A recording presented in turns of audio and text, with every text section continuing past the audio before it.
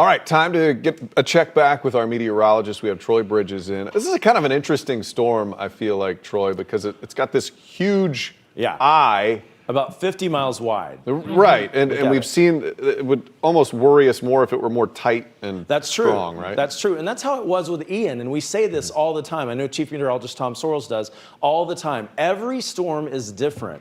This one is going to bring rain, but not nearly as much rain as Ian. The issue is Ian already caused all those issues along our coast, and so now that beach erosion a concern, adding to the insult here, we're adding more of these rain totals. So we could see up to 4 inches of rain, 5 inches of rain add up before it's all said and done. At least we're not talking about 20 inches of more rain, but flooding will be a concern as this has moved onshore. Mark just pointed out that things will get worse from here into the next couple of hours because we're going to see more of that heavy rain associated with the eye wall, even the back eye wall here, moving onshore. But we've seen this big line of heavy rain just move from Rockledge down to Satellite Beach and Palm Bay in southern Brevard County, even on down to Sebastian. But that's where the center has moved onshore. It technically moved onshore officially at 3 a.m., the landfall just south of Vero Beach. So there has been an official landfall. But again, here's the rain that we're pinpointing across central Florida. Now that we've seen a landfall,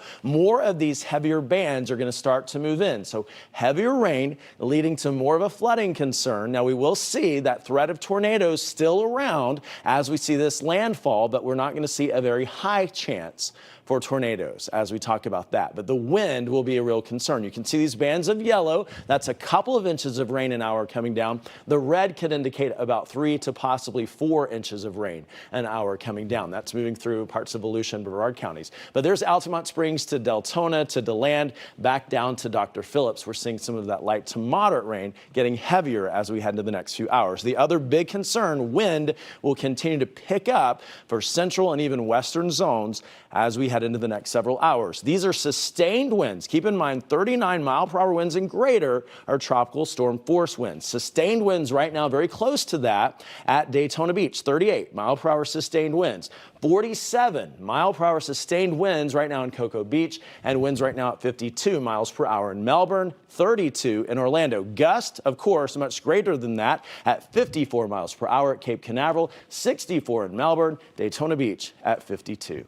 Let's check in now with meteorologist Candace Campos, and you've got more on those wave heights. Again, beach erosion, a big issue for us. That's right. When you think of an area of low pressure, especially a hurricane, you have those counterclockwise winds. So what's happening on the north side of Hurricane Nicole is that the system is just pushing all of this water, all those waves against the coastline from Daytona Beach all the way down through Brevard County, including Flagler County. So you can just imagine that the wave heights are going to increase for the next hour or so. But then as we start to see more of that shift in the wind speeds, as Nicole pushes further out towards the west, we will start to see conditions improve along the coastline. Mind you, the coast is going to be pretty stirred up for the next couple of days. So it's not going to be a great beach day, even if you are planning on heading out there throughout the weekend as well. Storm surge warnings are still in effect. Between 3 to 5 feet still can be expected, especially as we head into the high tides. It's a very interesting way, the way our coastline is kind of built up. So our high tides do fluctuate considerably.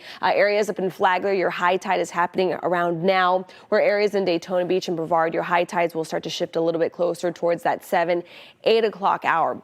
The moral of the story, though, high tides as well as high seas, the combination of that is going to cause big time issues already to the beach and the coastline that's already seeing a lot of damage post Hurricane Ian. And for the past couple of days, we've had waves just hitting the coast for the last 3-4 days. I mean, we were reporting high wave heights over the weekend. So you can imagine now with the it kind of peaks right now throughout the next few hours, and then things will start to kind of back off just a little bit. We do have several damage reports that we are starting to get in from public reports here. We have a tree down on a roof in Melbourne Village. In Satellite Beach, there's been some structural damage. Don't know how extensive it is, but damage to a gas station there in Satellite Beach. A lot of it right now contained to the coastline for obvious reasons. And of course, does not include a lot of other places that people are just not out and about checking at this hour. So we have a pretty good suspicion that we are going to get a lot more damage reports, especially along the coast.